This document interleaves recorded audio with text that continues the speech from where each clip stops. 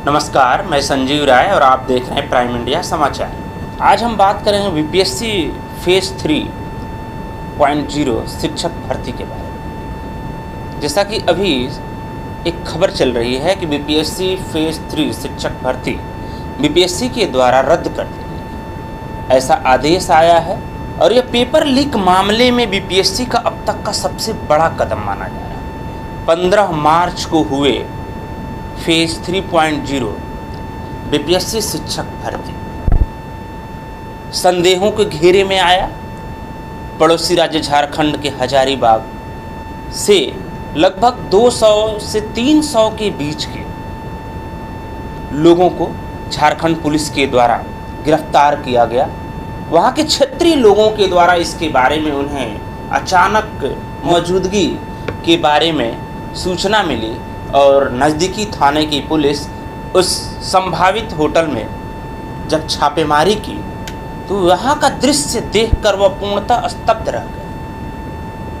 वहाँ का नज़ारा उन्हें परेशानी में डाल दिया। आनन फानन में उन लोगों ने उन पर कार्रवाई किया और यह तार जब खंगाला गया तो यह सीधे बीपीएससी फेज 3.0 की शिक्षक भर्ती से जुड़ा मिला। अब बात परीक्षा रद्द की नहीं है, अब बात परीक्षार्थियों की भावनाओं की है, बात परीक्षार्थियों की मेहनत की है, बात परीक्षार्थियों के इंतजार की है। आखिर कब तक ये परीक्षार्थी मेहनत करते रहेंगे, परीक्षा देते रहेंगे और बार बार परीक्षा रद्द होने के फैसले का इंतजार करते रहेंगे। स्पष्ट रूप से निगाहें और उंगलियां मौजूदा सरकार पर उठ रही हैं कि आखिर ऐसा क्यों। उनके विश्वसनीय अधिकारियों पे उठ रही है कि आखिर ऐसा क्यों। कई कारण हो सकते हैं, अभी जांच जारी है, कईयों पे आंच आने की बारी है। एक बहुत ही दिलचस्प आंकड़ा सामने आ रहा है कि तथाकथित 9वीं फेल एक मंत्री के नेतृत्व में लगातार 2 बार यही बीपीएससी 2 शिक्षक भर्तियां कराती है और बिना किसी रुकावट के परीक्षा के आयोजन से लेकर परिणाम घोषणा तक, साथ ही उनकी बहाली तक बिना किसी प्रश्न चिन्ह के एक सफल आयोजन करा ले जाती। वहीं दूसरी तरफ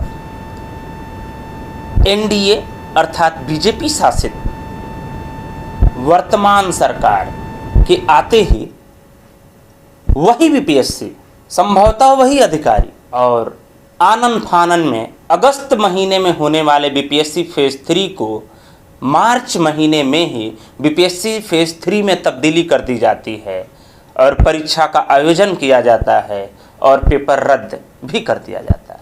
क्या कारण हो सकते हैं? क्या यह बीजेपी अर्थात एनडीए को बदनाम करने की साजिश है विपक्षियों के द्वारा, या वास्तव में इस मौजूदा सरकार में कुछ कमी है, या इनके विश्वसनीय अधिकारियों में कुछ कमी है कि जो कि यूपी हो या बिहार हो, इन दोनों राज्यों में ही बीजेपी की सरकार है। बिहार में सुशासन बाबू की सरकार है तो यूपी में कड़े अनुशासन के लिए जाने जाने वाले योगी की सरकार है। आखिर दोनों के शासनकाल में ही ये लगातार पर्चा लीक का मामला क्यों आ रहा है? निश्चित रूप से इन मौजूदा सरकारों को इस कमी को दूर करके सरकारी रोजगार की चाह रखने वाले इन बेरोजगारों को एक समाधान तो देना ही होगा। आखिर कब तक ये बेरोजगार इस प्रकार के फैसलों का और इस प्रकार के महरूमियत का इंतजार करते रहेंगे? बात केवल इनके इंतजार की नहीं है, बात इन बेरोजगारों के द्वारा किए जा रहे कठिन परिश्रम की है, लगन की है और उनकी भावनाओं की है। मैं तो सभी परीक्षार्थियों के प्रति सहानुभूति रखते हुए धैर्य के साथ निरंतर लगे रहने की सलाह और शुभकामनाओं के साथ पूर्व प्रधानमंत्री और साहित्य के पुरोधा अटल बिहारी वाजपेयी जी की पंक्तियों को याद करना चाहूँगा। हार नहीं मानूंगा, रार नहीं ठानूंगा, काल के कपाल पर लिखता हूँ, मिटाता हूँ, गीत नया गाता हूँ। साथ ही पेपर लीक मामले में लिप्त इन रहनुमाओं के बारे में भी मैं इन्हीं की पंक्ति को याद करना चाहूँगा कि बेनकाब चेहरे हैं, दाग बड़े गहरे हैं, टूटता तिलिस्म आज सच से भय खाता हूँ, गीत नहीं गाता हूँ, गीत नहीं गाता।